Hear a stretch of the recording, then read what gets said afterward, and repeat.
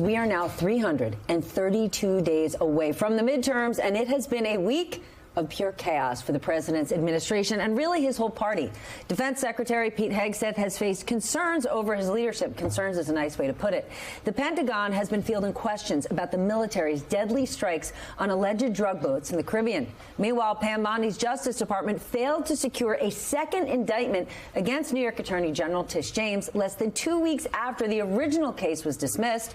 FBI Director Kash Patel, he is now facing growing controversy after reports about his use of agency resources. That's a nice way to put it, because 3 sources tell MS Now that he ordered FBI agents to give his girlfriend's friend a ride home after a night out. Those sources also say that it is not the first time it happened. Now, a spokesperson for the FBI officially says this is all made up, never happened at all. And things on Capitol Hill are not going much better for Trump's closest ally in the House. House Speaker Mike Johnson is facing open revolt from some GOP women in his caucus who are not happy with his leadership. So, what is the common thread here? Hegseth, Bondi, Patel, and Johnson all pledged their loyalty to Trump.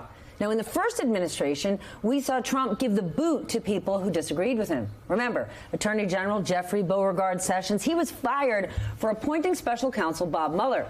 Secretary of State Rex Tillerson lost his job after contradicting the president one too many times. And, of course, our reporting that Tillerson had called Trump a moron. And Defense Secretary Mark Esper was terminated full on for telling Trump that there was no legal grounds to deploy troops in U.S. cities during the 2020 protests. In other words, the president did not fire any of them for being bad at their jobs or making a mistake or causing a scandal. He fired them because they pushed back on him. So fast forward to today, and it looks like despite all the scandals, all the controversies, all of these top officials seem even more secure in their jobs. Which begs the question, if loyalty is the top job qualification in this administration, should we just get comfortable that this is the kind of governing that we should expect? All right, let's bring in our nightcap, and you are in luck.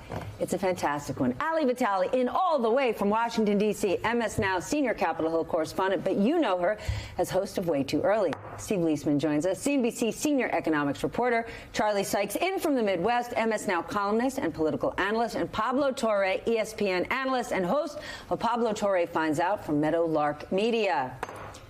And if the audience knew, I just can't get over how big the font is on this teleprompter. It's a real flashlight at a restaurant. Like it's like if you're wondering how old Spotify told you were this week, if anyone saw how big these letters were, they would say Stephanie Ruhle is 468 years old. All right, Charlie, let's start with Trump hired these people because they were loyal. It was Howard Lutnick who ran the transition, said, #1 job qualification, are you loyal to Trump? So the answer is yes, yes, yes. So the notion that Trump is going to fire any of these people, I'm guessing no. No, it's not just that he hired them for their loyalty. That's really the only qualification for many of them, that also knowing they're never going to tell him no.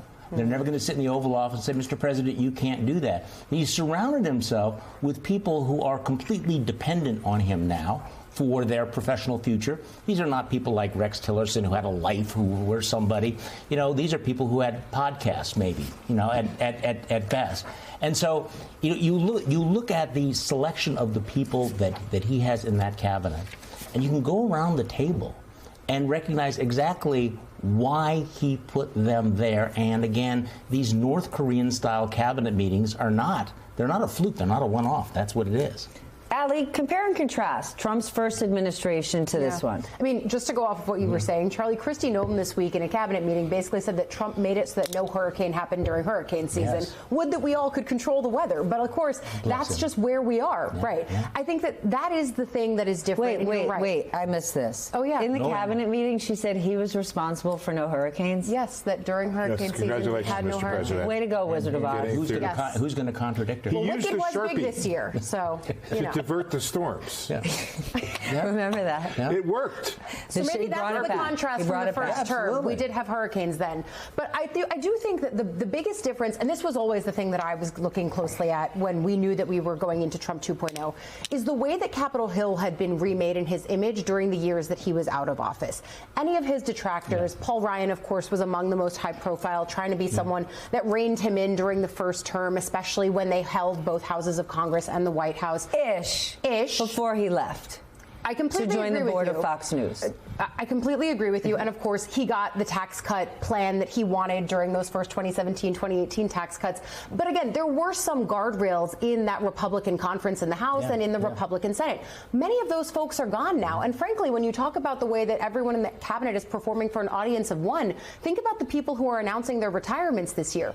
Tom Tillis, Joni Ernst, people who had, let's just say, a little bit of reluctance, even though they ended up voting the way that Trump needed them to.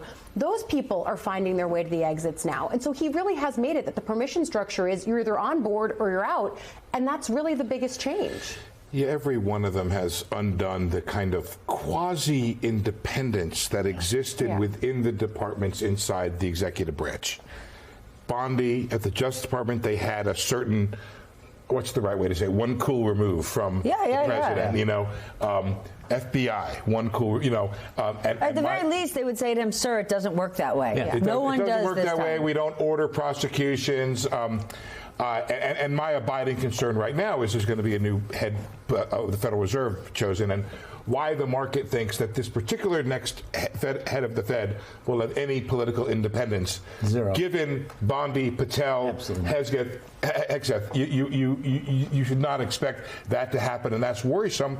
Markets do not appear to be concerned about this now, but it might be something that they get concerned about. But what does it tell you that we are now seeing infighting, or I don't want to say open revolt, that's too much, but members of the GOP speaking out against Mike Johnson, speaking out against Pete Hegseth. Nobody dared cross the president, but they're pushing back against others in power. Yeah, they don't have an ethos, to paraphrase The Big Lebowski, I believe. They don't have a philosophy. Their philosophy is self-interest. And so this is it's a fascinatingly poetic scene. You have a bunch of people who can't get a job in this capacity elsewhere, working for a guy who is singularly enabling their rise to power on the premise that they're all in it for themselves. And so, Steph, the part about this that really is even sadder than the sort of like minor league system of influencers, and unfortunately, as a podcaster, I resemble your remark, Charlie, of podcasters, is that these are people who are doing what they are incentivized to do. They're acting this way because it works, and because on the back end of all of this, the other thing we're seeing is that the pardon and commutation system is ensuring that there is no penalty. So why not do the thing that gets you maximum favor with the guy whose currency is essentially political fellatio? And this isn't just political power. If you think about how extraordinarily wealthy people are becoming right now. No, I mean, this circle, this point he's making here about the, the pardon power, you're on the outside of that circle, you betray Donald Trump, you break with him, you might be indicted. Ask John Bolton. However, this is a great point. If you continue to be, the North Korean, chorus, then you basically get a get out of jail free card. You get a literal one. You not only get the favors, you not only get, the favor of the orange sun god, but you in fact will be immunized against whatever is coming next. And by the way, it takes world-class naivete for anyone to think that the next head of the Fed will have any independence, because we know exactly how Donald Trump chooses people and what he demands from them. But Charlie, you are forgetting ego, right? Cabinet member after everyone thinks they're going to be the one to change that guy, right? Like every single one of them, or that woman dating that jerk who's like, I know he's been terrible to everyone, but it's going to be different with me. That's everyone's approach. They think it's going to be different. You don't think? Hold on. Yeah. You don't think Kevin Warsh, if Kevin Warsh becomes Fed chair, you don't think he believes that he'll be the one standout who won't get pushed around? I think actually Kevin Warsh, who I know, thinks that, but I don't think Kevin Hassett, who's the odds-on guy to get it, thinks that. Right. You are so smart, Steve. I think that he'll go in, Hassett, who is the guy, and he'll be like, first of all, I'm going to say this publicly, but I've known Kevin for a long time, and people know Hassett. He's a very nice guy. Yes. But when he failed to criticize the president after the president said the Bureau of Labor Statistics was putting out numbers that were political, that was a game over for me with Kevin Hassett. That, to me, was a betrayal beyond which no economist should really have the right to have the label anymore when he did not push back against the president. That's a that might be exactly why he gets the job over Kevin Warsh. I've learned not to disagree with you when you point at me like that. I'm sorry. I agree. I understand. No, I think that may be the sort of thing that he'll do. Kevin Warsh would not have done that, I believe. He's a man, I think. Agree. I disagree with Kevin Warsh about a lot of things, but he's a man of integrity. Chris Waller is a Fed governor, one of the smartest guys out there. No way he gets the job. No way he gets the job. There's another guy, Rick Reeder. He ran a very Reeder large. From BlackRock. You know Rick, really well. Super smart guy. So you know all these people. And put it this way: it's almost certain that the most qualified person will not get the job. My gosh. Then, but okay. Yeah. I want to ask you though, do you think Mike? I got to cover the guy, so I probably just blew it. But that's right. No way. When I raised my hand at the press conference, Kevin Hassett won't pick on me. That's the entire premise that you began with, is the idea that you only stay if you're complimentary, and you really only get in if you're. Well, he can't kick him out. I mean, we're going to find out January 21st.